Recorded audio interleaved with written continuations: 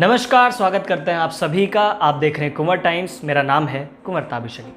प्रियंका गांधी वाड्रा उत्तर प्रदेश की महासचिव, उन्होंने एक प्रेस कॉन्फ्रेंस की। इस प्रेस कॉन्फ्रेंस में वे महिलाओं के विषय में बोलती नजर आई और उन्होंने कहा कि आने वाले विधानसभा चुनाव में 40% टिकट महिलाओं को दिए जाएंगे, जिसका मतलब ये होता है कि 161 सीट पर अब महिलाएं चुनाव लड़ेंगी। तो सवाल उठता है कि क्या ये एक चुनावी स्टंट है, पब्लिसिटी स्टंट है, समाज के उत्थान के लिए उठाया गया एक कदम है, या फिर कांग्रेस जो अपनी चुनावी ज़मीन खो चुकी है उस ज़मीन को तलाशने का एक विकल्प है, या फिर सत्ता में साझेदारी करने की एक तैयारी है। यहाँ अहम 2 मुद्दों पर हम बात करेंगे। पहला मुद्दा कि आखिर प्रियंका गांधी वाड्रा और कांग्रेस ये ऐलान करके क्या करना चाहती है। कांग्रेस इस ऐलान के बाद कहां खड़ी होगी, आने वाले विधानसभा चुनाव के नतीजे कांग्रेस के लिए कितने पॉजिटिव साबित होने वाले हैं इस ऐलान के बाद। और दूसरा बड़ा सवाल कि क्या कांग्रेस यदि अपना खेल ना बना पाई तो किसका खेल बिगाड़ेगी, क्योंकि राजनीतिक गलियारों में चर्चा ये भी है कि प्रियंका गांधी वाड्रा के सक्रिय होने से नुकसान अखिलेश यादव का होगा, और ऐसा ही बीजेपी चाहती है। शुरुआत करते हैं हमारी कहानी की, हमारे मुद्दे की, हमारे आज के विषय की। जैसा कि हमने आपको बताया कि प्रियंका गांधी वाड्रा ने एक प्रेस कॉन्फ्रेंस की। प्रेस कॉन्फ्रेंस में उन्होंने कहा कि आने वाले विधानसभा चुनाव में कांग्रेस पार्टी 40% महिलाओं को टिकट देगी। ये एक मास्टर स्ट्रोक है अपने आप में। बताते हैं आपको कैसे। क्योंकि महिला, जिसको आधी आबादी कहा जाता है, लोग अलग अलग संज्ञाओं से महिलाओं को नवाजते हैं। कोई कहता है कि पुरुष के कामयाबी के पीछे महिला का हाथ है, तो कोई उसे दुर्गा कहता है, तो कोई किसी और नाम से पुकारता है। महिला, जिसको साइलेंट वोटर भी कहा जाता है, जो पूरी की पूरी आधी आबादी के बराबर है। आपको बताते हैं कि ये क्यों मास्टर स्ट्रोक है। सबसे पहले अखिलेश यादव की बात करते हैं, जो मुख्य विपक्षी पार्टी के तौर पर नजर आ रही है, क्योंकि वो MY मुस्लिम प्लस यादव के समीकरण पर चलती है। हालांकि अखिलेश यादव का कहना है कि अब मुस्लिम प्लस यादव के साथ साथ छोटे दलों को भी साथ लेने का काम किया जाएगा, जैसे कि मल्ला, कुर्मी समाज, या फिर राजभर की पार्टी और अन्य ऐसे छोटी पार्टियां, छोटे दल जो अखिलेश के इस वोट बैंक को बढ़ा सकते हैं। अब ऐसा क्यों? क्योंकि अखिलेश को MY समीकरण से आगे बढ़ना ज़रूरी है। उत्तर प्रदेश में 20% मुसलमान हैं, 12% यादव हैं, लेकिन इससे भी अखिलेश यादव सत्ता हासिल नहीं कर सकते। ऐसा इसलिए क्योंकि पिछले विधानसभा चुनाव में बीजेपी को लगभग 43% का वोट परसेंटेज मिला था। तो उस वोट परसेंटेज तक जाने के लिए अखिलेश यादव को छोटी जातियों का साथ ज़रूरी है। अब बात करते हैं सत्तारूढ़ पार्टी बीजेपी की, जो अपने हिंदुत्व वाले कार्ड को खेलती है और हिंदूवादी विचारधारा के बेस पर हिंदू वोट बैंक के आधार पर सत्ता में बैठी है। अब कांग्रेस, जो कि आज के टाइम में उत्तर प्रदेश में हाशिए पर है, उसके लिए सवाल ये उठ जाता है कि वो कैसे अपनी राजनीतिक ज़मीन को दोबारा पैदा करे। मुसलमान, जो कि अखिलेश यादव के साथ हैं, यादव, जो कि अखिलेश यादव के साथ हैं, और स्वर्णों की पार्टी ऊंची जाति, जो कि बीजेपी के साथ है। तो इसी सब को देखते हुए प्रियंका गांधी वाड्रा ने एक मास्टर स्ट्रोक खेला है, ऐसा राजनीतिक गलियारों में चर्चा है। क्योंकि महिला, जो कि हर इलेक्शन की एक साइलेंट वोटर होती है, चाहे ममता बनर्जी का इलेक्शन हो, चाहे नीतीश कुमार का बिहार का इलेक्शन हो, उसी महिला पर प्रियंका गांधी वाड्रा ने एक मास्टर स्ट्रोक खेला है। वो चाहती हैं कि महिला ही वोट डाले और महिला के लिए ही वोट डाले, जिससे कि महिलाओं का उत्थान हो, महिला आगे बढ़े। प्रियंका गांधी वाड्रा ने प्रेस कॉन्फ्रेंस कर कहा कि उत्तर प्रदेश में जब कांग्रेस पार्टी महिलाओं को टिकट देगी तो उससे महिला बढ़ चढ़ कर राजनीति में अपनी हिस्सेदारी तय कर पाएंगी।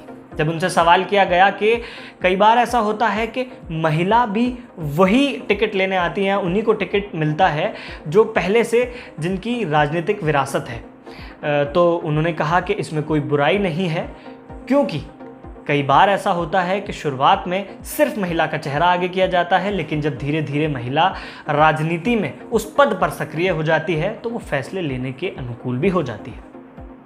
इस पर बीजेपी ने कटाक्ष किया और कहा कि अब भी कांग्रेस को परिवारवाद से परेशानी नहीं है। ये तो रही कांग्रेस के मास्टर स्ट्रोक की बात, जो राजनीतिक गलियारों में चल रही है और लोग कह रहे हैं कि इस बार कांग्रेस चाहे ना जीते, चाहे हाशिए पर हो, उत्तर प्रदेश में वोट बैंक ना हो, लेकिन अपनी राजनीतिक ज़मीन किसी ना किसी हद तक कांग्रेस पा सकती है, हासिल कर सकती है। अब आता है दूसरा सवाल, क्या ये महिला कार्ड अपना खेल बनाने से ज़्यादा दूसरे के खेल को बिगाड़ेगा? इसमें भी दो बातें आती हैं कि प्रियंका गांधी किस तरीके से सक्रिय होती हैं। जी हाँ, क्योंकि उत्तर प्रदेश में जाति एक बड़ा सच है। जाति जहाँ पर हम अक्सर कैलकुलेट करते हैं कि 20% मुसलमान है, 12% यादव हैं, 12% ब्राह्मण है और बाकी अन्य जाति भी है। तो इसलिए यदि प्रियंका गांधी सक्रिय होती हैं तो क्या मुस्लिम वोटर शिफ्ट हो जाएगा अखिलेश यादव से, जिससे कि योगी के किले को भेदना अखिलेश के लिए नामुमकिन हो जाएगा? यदि प्रियंका गांधी सक्रिय होती हैं और वो ब्राह्मण वोट की ओर नज़र करती हैं, स्वर्णों के वोट की ओर नज़र करती हैं, तो वो बीजेपी को नुकसान करेंगी। अब डिकोड करना होगा कि आखिर प्रियंका गांधी किस तरीके की राजनीति कर रही है। अभी तक प्रियंका गांधी बीजेपी के खिलाफ हमलावर नजर आई है। हालांकि उन्होंने अपनी कुछ दिन पहले की एक सभा में अखिलेश यादव के खिलाफ भी अपने बयान दिए थे। प्रियंका गांधी का उदय होना शुरू हुआ था हाथरस केस से। हाथरस केस जहां पर बेटी का अंतिम संस्कार कर दिया गया था परिवार की अनुमति के बिना। हालांकि उत्तर प्रदेश में योगी राज यही कहता है कि हमने कानून व्यवस्था को ठीक तरीके से बनाए रखा है, लेकिन उसके समानांतर हम देखते हैं कि किस तरीके से महिलाओं पर अपराध होता है, चाहे वो कुलदीप सिंह सेंगर का हो, चाहे वो हाथरस कांड हो, या फिर महिलाओं से इधर हटकर कानून व्यवस्था की जब हम बात करते हैं तो लखीमपुर का कांड हो। इन तीनों ही मुद्दों में या फिर मौजूदा दो मुद्दों में, जो कुछ वक्त पहले का हाथरस मुद्दा और अभी का लखीमपुर मुद्दा, जिसमें प्रियंका गांधी तेज़ी से सक्रिय होती नजर आई, वो अभी तक बीजेपी पर हमलावर हैं।